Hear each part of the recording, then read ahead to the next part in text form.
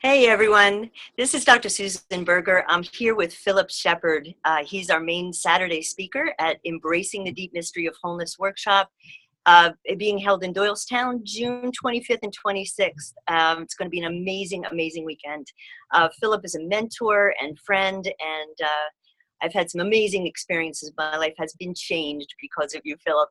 The first thing I'd love to ask you and ask you to share is this has been a journey since you were in your late teens, your early 20s, that leads you to what you're sharing these days, your book, New Self, New World. What, after all those years, are a couple of your biggest insights that you've gained from all your experience and how you see the world? Well, in terms of wholeness, you're absolutely right. The work I'm doing now was seeded in my teens when it's like I could feel my being violated and compromised and undermined by structures that I'd grown up with, and I couldn't fight them. And eventually, what I did was I left my city, my country. I went to England, I bought a bicycle, and I cycled through Europe and the Middle East and India and Japan. And in the course of that journey, I found the ability to ask questions of my own culture. That's really what I lacked. I couldn't question. It's like a fish trying to question water, How do you question what you've grown up with? And as a result of that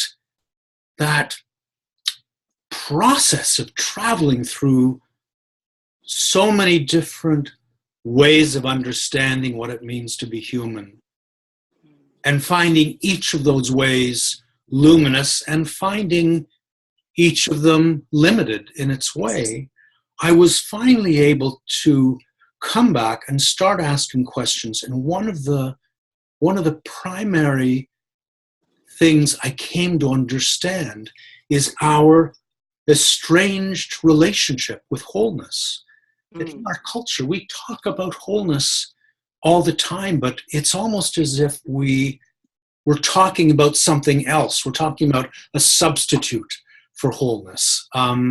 We like to think of wholeness as though it can be contained in a boundary. So even the self, we talk about being whole in body, mind, and spirit, as if you could just kind of rearrange these different aspects of yourself and bring them into balance and you would be whole.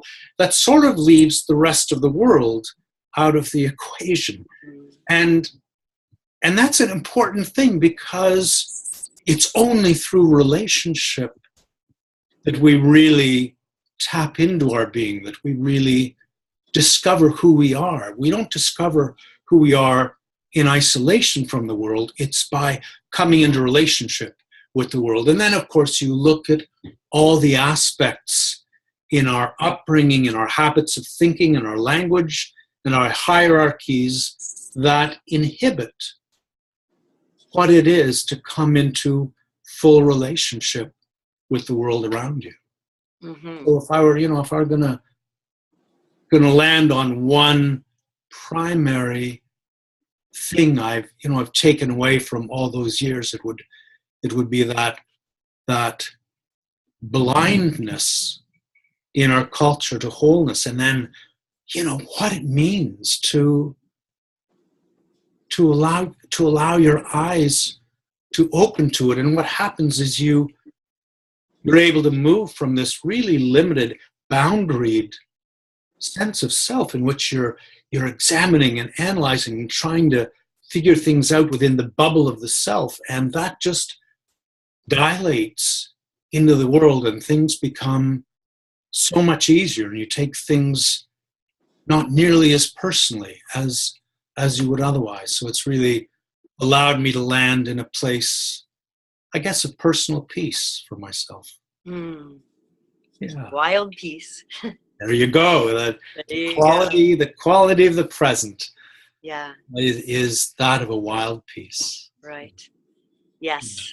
Thank you for those insights. And we Yeah. look forward to seeing you at the end of June. Oh, I'm so looking forward to being there. Thank you. Yeah, me too. Yeah. Bye-bye. Bye-bye.